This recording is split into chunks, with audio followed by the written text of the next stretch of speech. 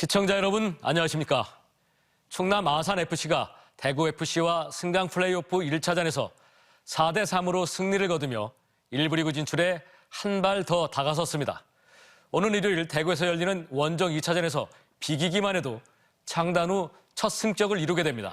하지만 1차전에서 2골을 몰아넣은 대구의 특급 외인 세징야를 어떻게 막아내는지가 최대의 관전 포인트가 될 것으로 보입니다. 박범식 기자의 보도입니다. 전반 11분 아산 박대훈의 첫 슈팅이 선제골로 이어지고 3분 뒤 코너킥 상황에서 주닝우가 날린 논스톱 슛이 골망을 가릅니다. 아산은 전반 44분 박대훈의 추가골까지 전반에만 3골을 몰아넣으며 확실한 기선제압에 성공했습니다. 대구가 전반 추가 시간 골을 시작으로 세징야가 후반에 2골을 터뜨리는 등 맹추격에 나섰지만 아산은 후반 교체 투입된 데니손이 4번째 득점을 올리며 4대3 승리를 거뒀습니다. 오늘 추운 날씨에 불구하고 많은 팬분들이 와주셔서 저희를 응원해주셔서 저희도 좋은 경기를 할 수 있었던 것 같아요. 2차전도 준비를 잘 해서 좋은 경기 보여드릴 테니까 많은 분들께서 원정 찾아와 주셔서 응원해 주셨으면 감사하겠습니다. 아산은 1차전 승리로 다음 달 1일 대구에서 열리는 원정 2차전에서 비기기만 해도 창단 후 첫 K리그 1 승격을 이루게 됩니다. 하지만 아직 안심하긴 이릅니다. 승강 플레이오프는 1, 2차전을 합해 승점이 같으면 골 득실을 따져 승리팀을 결정합니다. 때문에 아산이 대구에 1점 차로 치면 골 득실이 같아져 연장전을 치르게 되고 연장에서도 승패가 갈리지 않으면 승부차기에 들어갑니다. 1차전에서 절정의 골 감각을 선보인 대구 공격수 세징야를 어떻게 막아내느냐가 최대 관건입니다. 세징야 선수랑 에드가 선수, 그 선수들에 대한 장점을 어떻게 방어할 건지 경기를 통해서 또 변화를 주면서 또 그렇게 준비를 할 생각입니다. K2의 어떤 진면목을 좀 보여주기 위해서 저희들은 최선을 다할 거고. 지난 2020년 K리그2 무대에 도전장을 내민 아산은 5번째 시즌인 올해 2위로 승강 플레이오프에 직행해 창단 4년 만에 승격 기회를 잡았습니다. 충남 아산FC가 승격에 성공하면 내년 K리그1에서 대전 하나시티즌과 충청더비 맞대결 등 충청권 2개 팀이 동반 활약하는 모습을 볼 수 있어 지역 축구 팬들의 기대감이 높아지고 있습니다. TJB 박범식입니다. 충남대학교와 공주대학교가 대학 간 통합을 전제로 내년 교육부의 글로컬 대학 30사업에 도전합니다. 충남대학교와 공주대 등에 따르면 두 대학은 다음 달 2일 공주대 신관 캠퍼스 대학본부에서 통합에 대한 업무 협약을 맺을 예정입니다.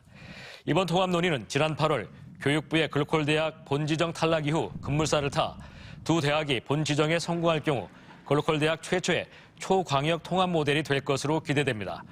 앞서 충남대는 한밭대와 통합 모델로 도전했다가 본지정에 실패했고 공주대는 지난해는 단독, 올해는 한서대와 공동으로 도전장을 냈다가 고배를 마신 바 있습니다. 13년 넘게 안전진단에서 긴급보수가 시급한 D등급을 받은 건물이 있습니다. 대전 중천동의 옛 대전형무소 자리에 있는 자유회관인데 적지 않은 단체들이 입주해서 많은 사람들이 드나들어 대형 사고마저 우려되는 곳입니다. 그런데 건물을 소유한 행정안전부는 예산이 없다며 유지보수에 미적거리고 있습니다. 전유진 기자입니다. 화장실의 타일이 죄다 깨져 있고 천장에는 큰 구멍이 뚫려 있습니다. 보일러 설비도 심하게 삭아버려 고장났고 고압전류가 흐르는 배전함은 물이 줄줄 샌 누수 흔적이 가득합니다. 회의실과 사무실로 사용되는 공간입니다. 이렇게 곳곳에는 얼룩덜룩 곰팡이가 피어 있고 사무실 한 구석에는 라디에이터가 녹이 쓴 채 놓여 있습니다. 마치 귀신의 집을 방불케 하는 이곳은 39년 전 지어진 자유회관입니다. 현재는 자유총연맹 대전시 지부 사옥으로 직원들이 상주하는 것은 물론 세터민과 미혼가정 등 소외계층을 위한 지원 사업까지 이곳에서 진행되고 있습니다. 많은 사람들이 드나드는 이 건물의 안전진단 등급은 즉시 사용을 중지해야 하는 D등급입니다. 올해로 13년째입니다. 39년 동안 전혀 유지보수가 되지 않았기 때문에 2011년, 2014년, 2024년 세 차례의 안전진단 결과 D등급을 받았는데 D등급이라 하면 즉각적으로 보수를 해야 되는.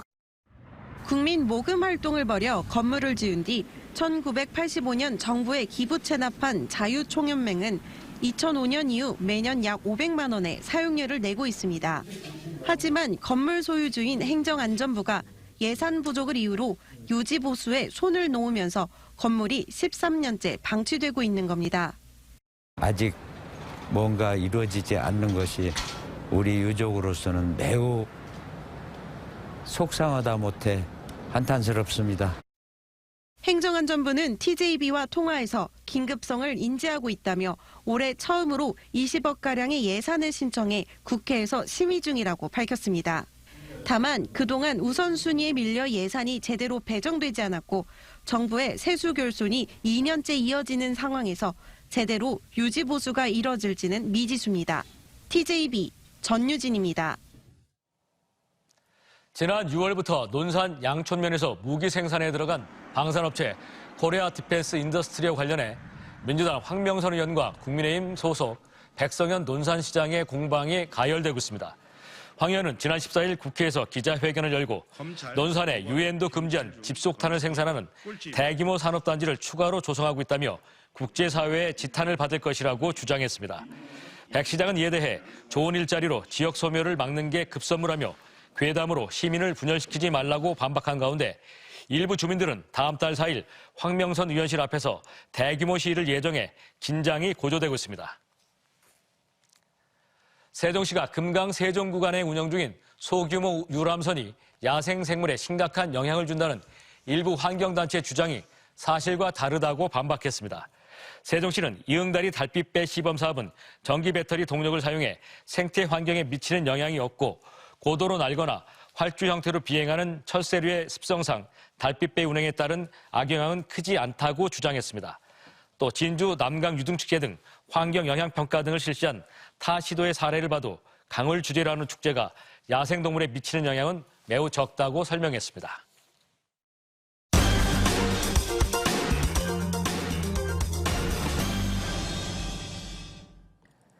내년부터 신축구장으로 홈을 옮기는 한화이글스가 깜짝 이벤트를 마련했습니다.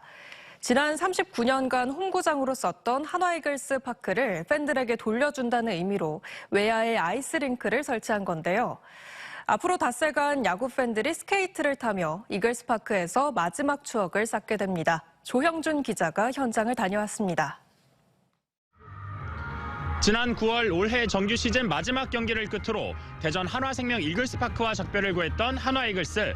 정든 구장과 이별하기 전 마지막으로 깜짝 겨울 행사가 펼쳐지고 있습니다. 차가운 겨울바람을 가르며 스케이트를 타는 사람들.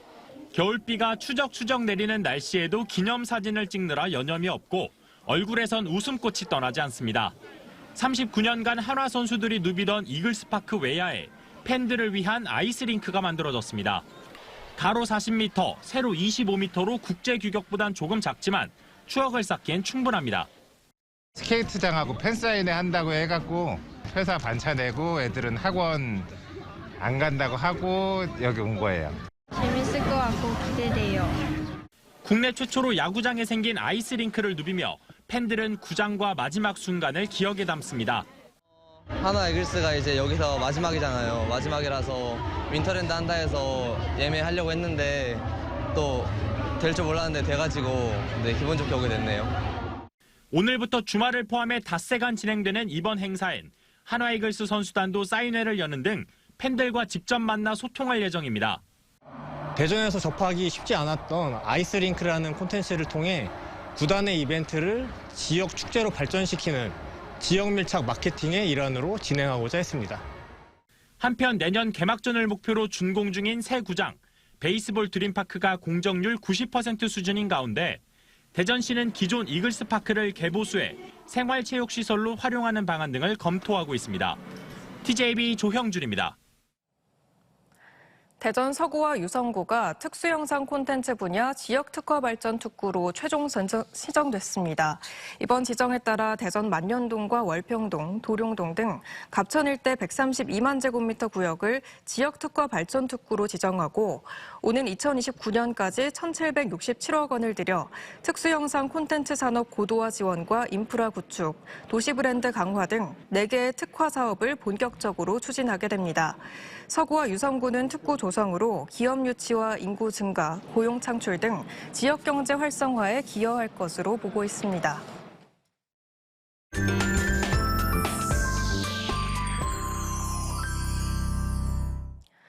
올겨울 첫눈과 함께 저마다 다양한 색깔을 지닌 전시들이 관람객들을 기다리고 있습니다. 이번 주말에는 그동안 관심을 갖지 않으면 몰랐던 지역의 소형 갤러리들을 찾아 나서면 어떨까요? 아트앤컬처에서 양정진 기자가 소개합니다. 비틀즈 앨범 재킷처럼 강아지 4마리가 횡단보도를 건너고 거리 곳곳에는 차 대신 구두와 가방이 놓여 있습니다. 붉은 원피스와 하이힐을 신고 집 안에 있는 여성 주위로 각기 다른 여성들의 팔다리가 튀어나와 있습니다.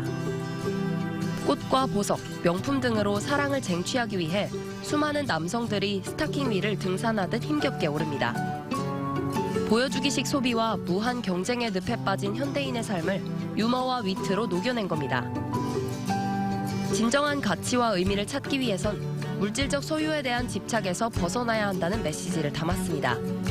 현대인들은 많은 그 경쟁 속에서 살고 있잖아요.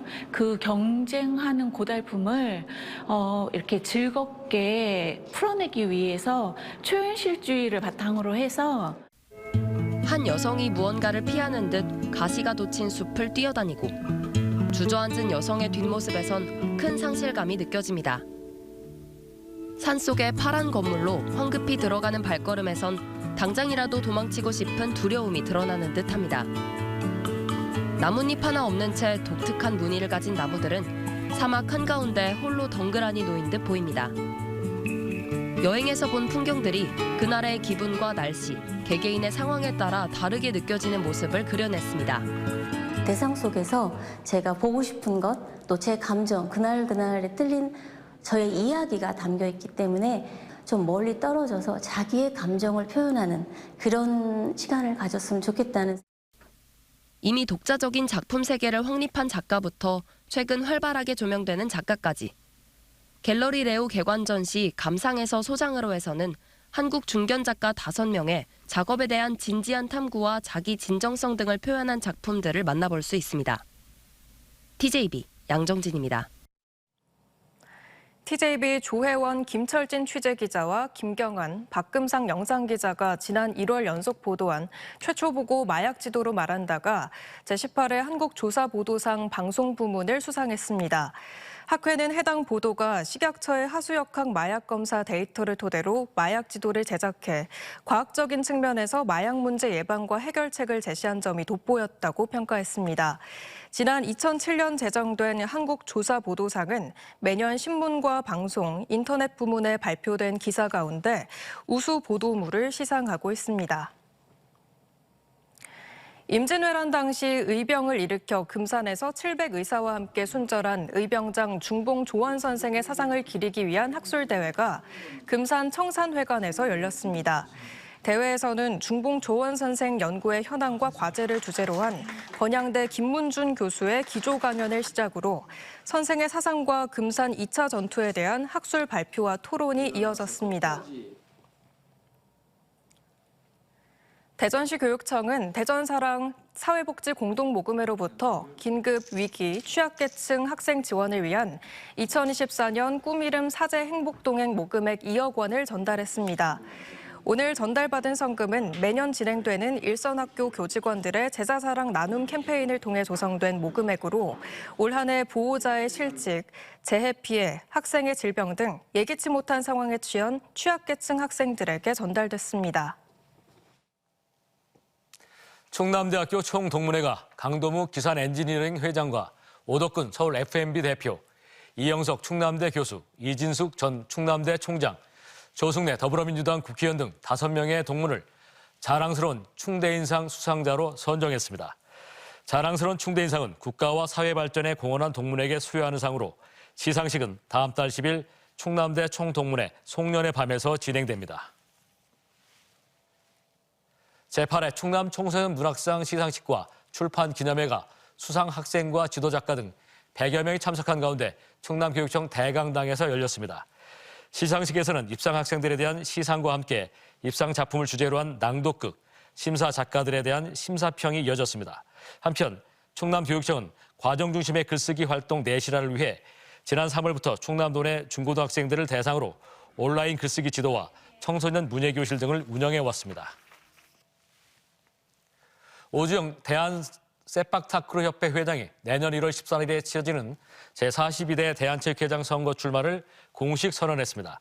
대전 출신인 오 회장은 지난 2021년 1월 36살의 나이로 대한세팍타크로협회 회장에 당선돼 대한체육회 가맹단체 수장 가운데 최연소 기록을 세운 바 있습니다.